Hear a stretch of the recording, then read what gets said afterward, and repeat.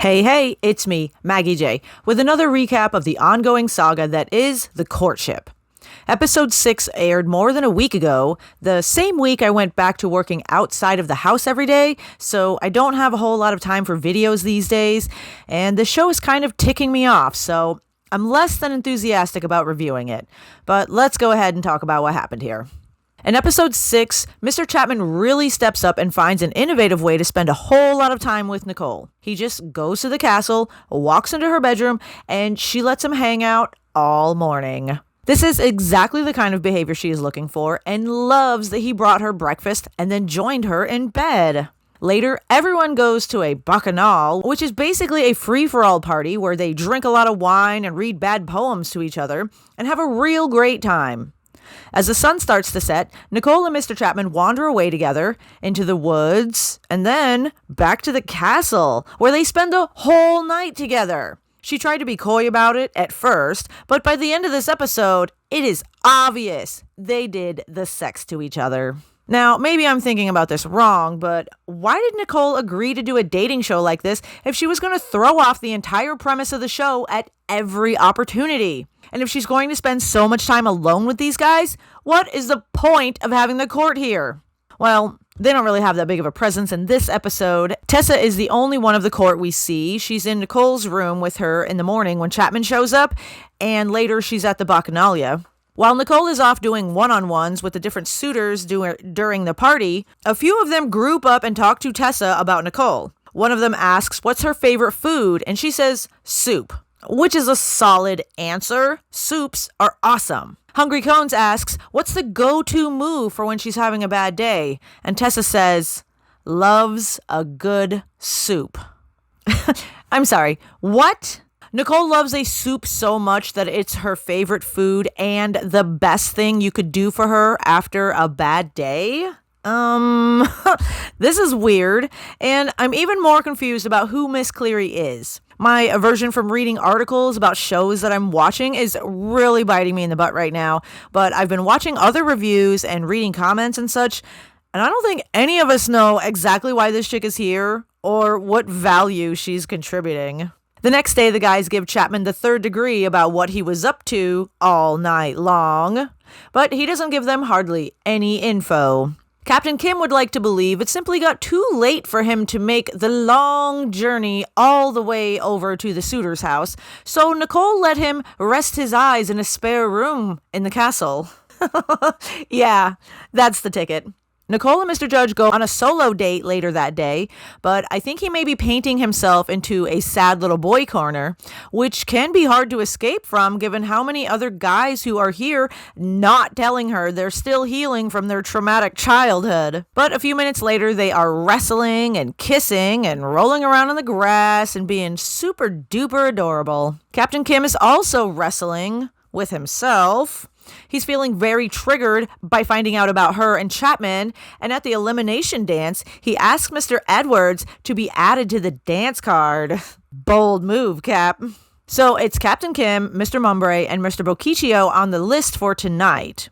Only one is going home, and Captain Kim made it really easy for her to decide by telling her he can't handle what he knows and wants to leave. I think she was already going to send him home because she gave him back that bracelet he had given her earlier, meaning she had to bring it all the way to the dance hall with her before he asked to be on the card. But then he tells her he knows about her and Chapman, and that's why he can't stay. And that puts her into a bit of a panic, and she starts to cry. She didn't expect anyone else to find out, which is pretty stupid on her part. He is one of 7 or 8 of a group, and he went missing for the entire night. Where else would they assume he went, Nicole? But none of this is part of the climax of this episode. Chapman says he needs to find out what Captain Kim told Nicole to make her cry like that, and confronts him in a room that looks like it's away from the ballroom. I don't really know where this room is located because Bocciccio and Mumbre are upstairs and can hear this whole conversation happening, and they look like they're up in the same area where the suitors normally watch the farewell dance from. So, can everybody hear this? In the end, we finally get to see the dramatic scene they've been teasing since the beginning, where Captain Kim yells at Chapman that he's hiding that they spent the night together from her family. Chapman tells Kim he's looking for the woman he wants to marry. He has every right to spend the night with the woman who could fill that role, but Kim won't be swayed that this isn't right. He was here to play by the rules, and I kind of understand this frustration. How are these guys supposed to know when or how hard to push against the rules? And if that's your main mission, why would you agree to Regency style at all? Just go on a regular dating show. That is about all that I've got for episode 6. Let's talk about episode 7, which makes me even more mad because they've introduced yet another brand new suitor. What the hell? In this episode, there's a masquerade ball, and these are, hands down, the best dresses of the season. During the ball, some guy comes in and introduces himself in French, and Nicole is floored. They dance and immediately kiss, and all the suitors are pissed. This guy's name is Mr. Nazir, and he's rich and French and lives in London, and Mr. Mumbrey says he has a reputation for stealing other people's girlfriends. Apparently these guys know each other, and the show takes every opportunity to pit them against each other. Nicole takes him around the ballroom to introduce him to the other suitors. His roommates, she keeps saying, and it is all very tense and awkward, even more so than any other scene so far. I really don't understand why they brought in another guy. Like Mr. Hunter says, we keep hoping for more chances to spend more time with her, and now it's like taking steps backwards. She is still playing catch up with Mr. Judge, and now here comes this guy who can't stop making her blush. Good luck, guys. Mumbrey hopes to impress with a homemade lemon drizzle cake, but he makes a fatal error on his way to the castle.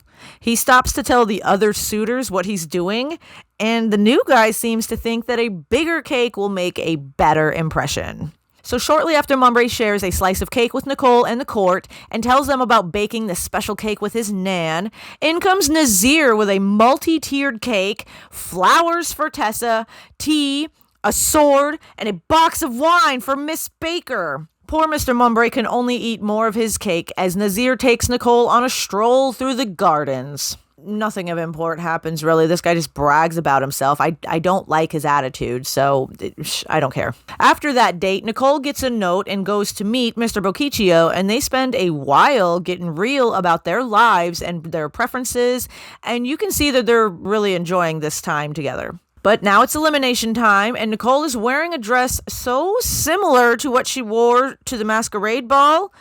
I'm going to have to do a side-by-side in comparison because I still can't decide. What do you think? Same or no? So up for elimination is Mr. Nazir, Mr. Judge, and Mr. Holland, who spent this entire episode patting himself on the back for being the only suitor who hasn't been on the dance card yet. Luckily for all of them, nobody is going home because Nicole says it would be too hard to choose with a new person joining, so she's going to give it another week with everyone. Ugh.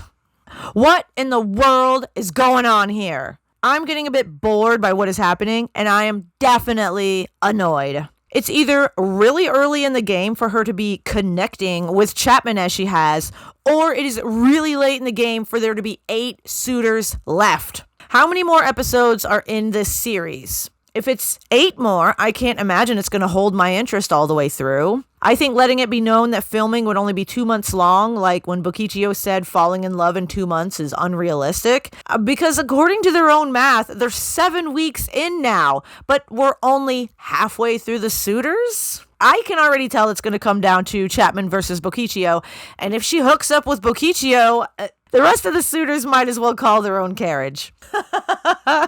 All of this extra stuff, adding more suitors, creating excessive drama with Mumbrey, who is a genuinely nice person, with someone who openly admits that they try to steal other people's girlfriends, allowing her to not make any cuts, having no consequence for not sticking to the Regency's standard.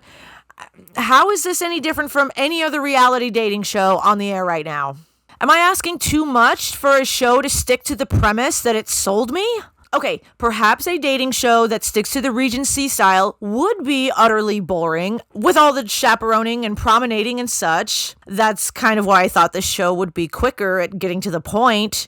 Nicole should be down to like 4 suitors by now, and here we are going into episode 8 with 8 suitors.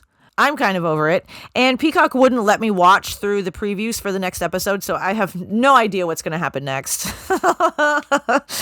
Maybe it'll get better, and I can't wait to talk about the next episode. We'll see. Thank you so much for watching. I hope you'll consider liking this video and maybe subscribing so you won't miss out on my next video, whenever that may be. Until next time, y'all stay safe out there.